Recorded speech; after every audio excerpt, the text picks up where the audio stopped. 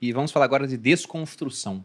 Porque tem muita gente assistindo que pode ter como meta se livrar do pendrive de cigarro eletrônico, Por favor, se se livrar livrem. do Zolpidem para dormir e do Venvance para acordar. Se Sendo que é livrem. custoso, porque certas substâncias simplesmente tornam o corpo física, ou às vezes, pelo menos do ponto de vista psicológico, dependentes. Como é que essa pessoa pode fazer para começar a se livrar dessas coisas ruins, desses hábitos que, na verdade, estão levando para um caminho desvirtuoso, um caminho de vício? Vocês não acham que os hábitos positivos também têm a mesma dor? Ou não, lógico, igual, mas dói pra sair igual, dói pra... Tudo envolve uma questão de dor. Depois o Jean pode falar ali de estratégias, mas do ponto de vista do cérebro, os hábitos e os vícios estão no mesmo lugar, tá? Uhum. Isso é difícil muitas vezes a galera entender, mas mais especificamente é numa região chamada estriado dorsal.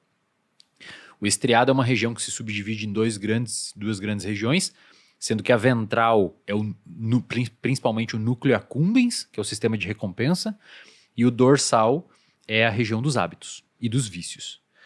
É muito interessante que, por exemplo, pacientes com transtorno obsessivo compulsivo que tiveram por alguma lesão, derrame, um AVC, alguma coisa, a região do estriado dorsal destruída, e tem relato de caso na literatura, muito bacana o relato de caso sobre isso, o toque desaparece. Tem pessoas com toque severo nas escalas. Teve um caso, por exemplo, que uma menina tentou se suicidar com medicamento e álcool, e deu um AVC, um problema no cérebro, destruiu essa região, o toque dela desapareceu. Então, perceba como o próprio transtorno obsessivo compulsivo é quase como se fosse, entre muitas aspas, um super hábito. Uhum. Você tem um gatilho que dispara um comportamento automático. E de maneira muito oportuna, eu diria, o sistema de recompensa e o sistema de hábitos fazem parte da mesma região do cérebro. Porque se você for pensar, e dos vícios, né? Normalmente você começa um vício porque ele é recompensador. Sim. E em estudos agora em animais, mecanicistas mesmo, a gente consegue ver que o ratinho lá que utiliza uma substância começa a ter uma atividade no núcleo accumbens, no sistema de recompensa, e esses circuitos que se ativam frente à exposição à substância, eles começam a se, digamos, calcificar e migrar para a região dos vícios. Então tá ali. Os hábitos, então hábito e vício estão no mesmo lugar no cérebro. O problema, respondendo a sua pergunta, é que normalmente os vícios, né, eles são disparados por substâncias exógenas. Uhum. E aí eles são muito mais agressivos. Você ter um hábito de fazer um exercício físico ativa o mesmo circuito no seu cérebro que fumar um cigarro ou cheirar uma droga. Só que ativa em proporções estratosfericamente distintas. Por isso que é difícil você... a galera fala, por exemplo, açúcar, né? O açúcar vicia e tal. O açúcar, de fato, atua no mesmo circuito, só que a cocaína naquele circuito ali vai ter uma atividade do tamanho de um prédio, o açúcar vai ser do tamanho de um carro. Então é importante entender que, sim, os hábitos, para você tirar um hábito bom pode ser ruim, basta ver um jogador, um atleta que se lesiona e não consegue mais treinar, né?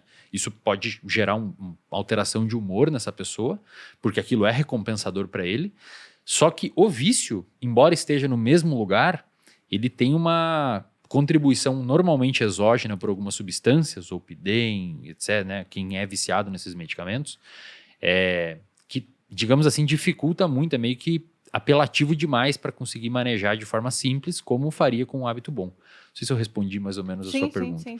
Agora, antes de passar a palavra para o Jean rapidamente, eu diria que para desconstruir um hábito ruim, você faz o caminho inverso do que você fez para construir um bom.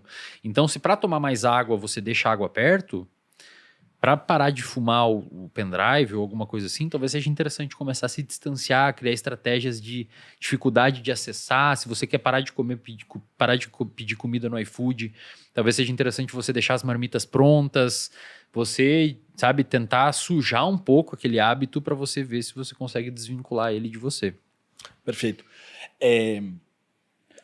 Não é tão simples quanto parece, assim, né? Desconstruir um hábito.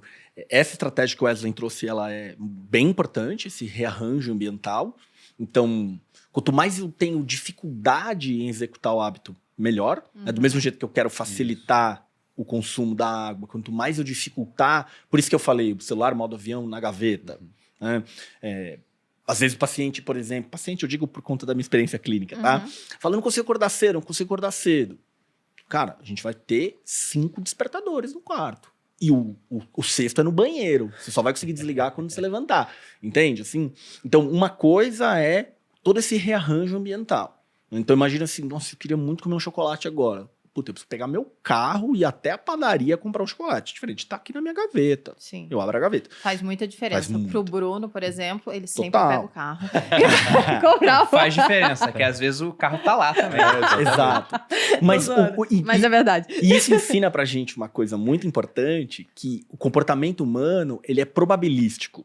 Então, a gente faz coisas pra favorecer a probabilidade de um comportamento acontecer ou diminuir a probabilidade de não acontecer. Então, eu tô zoando, mas na maior parte do tempo ele Tá não certo. compra. Exato. Exatamente. Se plotar num gráfico de novo, se o bolo tivesse ali, tu comeria muito mais do que tu Com pegar o carro. toda ali. certeza. Com certeza. Então, é uma maneira de diminuir. Quando a gente fala em coisas químicas, cigarro, pendrive, sei lá, drogas, muitas vezes você precisa fazer uma redução gradual. Né? Então, tira a cocaína da noite pro dia de um cara que é dependente. Né? O cara fuma pendrive cada 70 puffs no dia. Puta, talvez você tenha que começar diminuindo. Pra ele não ter uma coisa assim que quando ele pegar, ao invés de ele dar 70, ele vai dar 200. Né?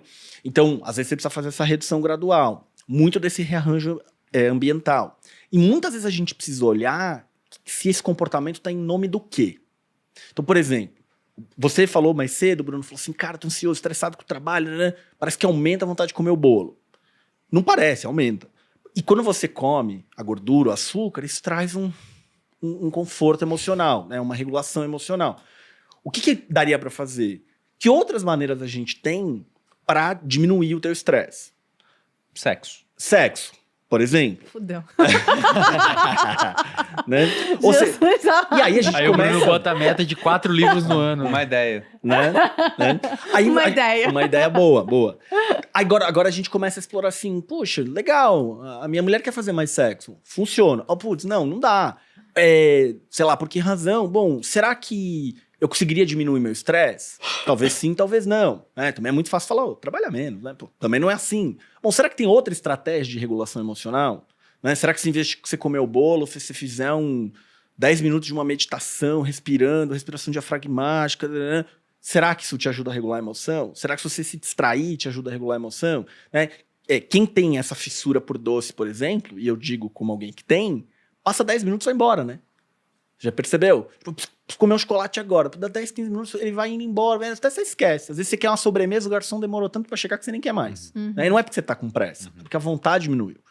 Então tem várias dessas coisas que você precisa olhar. Esse hábito, esse vício, tá em função do quê? Em nome do quê? Como que eu faço um rearranjo ambiental para diminuir a minha tendência a fazer isso? Quais outras pequenas ações eu preciso tomar no meu dia a dia? Eu preciso fazer uma redução gradual daquilo ou não? Então são algumas ideias. Tem uma boa estratégia que a gente usa lá no Materializa, que é o meu programa de hábitos, que eu falo sobre... Porque a gente fala de alimentação lá e tudo mais. E aí, eu sempre falo, gente, vocês podem comer, mas espera o outro dia. Espera outro dia. Você tá com muita vontade de comer um brigadeiro? Come amanhã. E geralmente amanhã você já perdeu a vontade. Ou então você negocia com você, né? Daqui a não sei quantos dias eu vou fazer dieta, 5 dias. E aí, no 5º dia, se eu quiser, eu posso comer tal coisa. E geralmente, a vontade passa, é o que você falou. E se continua, daí come, né? Aí come, tá tudo bem, tá tudo certo. E aí depois você continua, segue o baile como se nada tivesse acontecido. Nesse caso foi com uma comida, mas, por exemplo, eu quero usar cocaína. Não, espera outro dia. Entendeu? Não, que cocaína é mais complexa, né? Porque se a gente é que ele pega... falou de comida, eu lembrei. Que aí precisa de um tratamento Não, mesmo, sim. né? É porque você tem o Aristóteles aqui. É impressionante o quanto a obra dele é extensa também, chegou até nós, muito bem documentada. Ele falava de hábitos, só que era um ambiente muito diferente do ambiente moderno. Claro. E vocês citaram aqui a importância ambiental. Então não tinha comida hiperpalatável, não tinha essas substâncias que são muito estimulativas. Era uma outra realidade. E aí, enquanto vocês falavam, eu lembrei de algo que, se eu não me engano, eu li na obra do Malcolm Gladwell, que ele estava citando um problema que os americanos achavam que teriam com as tropas que iam regressar do Vietnã. Porque lá naquele ambiente altamente estressante, os soldados começaram a usar droga. E quando eles regressaram, pensaram, caramba, a gente vai ter um monte de ex-militares viciados por aqui. E eles viram que não aconteceu. Porque o cara mudou o ambiente, daquele ambiente estava todo mundo usando droga, voltou para as famílias e não tinha mais acesso àquilo e simplesmente se livraram daquele vício, né? Ou hábito negativo, como vocês falaram, porque está no mesmo local. E eu também pensei no livro O Poder do Hábito. Foram 3% dos que voltaram, isso está documentado, só contribuindo. Foram, acho que, cerca de 40% a 50% de soldados feridos e tal, ficavam envolvidos com... Porque lá parece que tinha uma droga muito refinada e de qualidade lá. Acho que era heroína, se eu não me engano.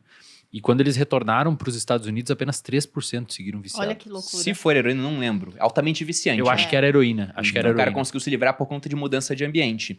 E aí eu lembrei do livro O Poder do Hábito, do Charles Duhigg. Eu não sei o quanto ele está de acordo com o que o pessoal tem hoje É em muito termos bom. de avanço muito científico, bom. de pesquisa. Mas ele falava sobre a complexidade que existe por trás da destruição de um hábito ruim, mas falava que era possível substituir um hábito. Ele colocava lá, né, as fases do hábito, deixa. como, olha, tem um gatilho, uma rotina e uma recompensa. E mudar o gatilho é complicado, você está estressado, você quer fazer alguma coisa, tem uma certa rotina, comer, e tem a recompensa. Ele fala, olha, mudar a rotina é a melhor maneira de você conseguir alterar um hábito. Isso, de fato, é validado? Esse livro é bem interessante, assim, para a divulgação científica de hábitos. É um livro... Bastante, tem alguns equívocos, claro, por conta da você falar para o grande público, enfim, existem deslizes, mas é muito positivo. Quem quiser entender mais de hábito é interessante. E isso acontece, cara. Por exemplo, é comum pessoas que reduzem o cigarro começarem a comer mais, né? Ganhar peso e tal, porque muitas vezes começa a descontar na comida. Então, o cigarro era uma regulação emocional, você tirou ele, a pessoa inseriu na rotina. Então, tem o gatilho, mexeu ali, tá estressado, em vez de ter a rotina de fumar para ter a recompensa, inseriu a comida.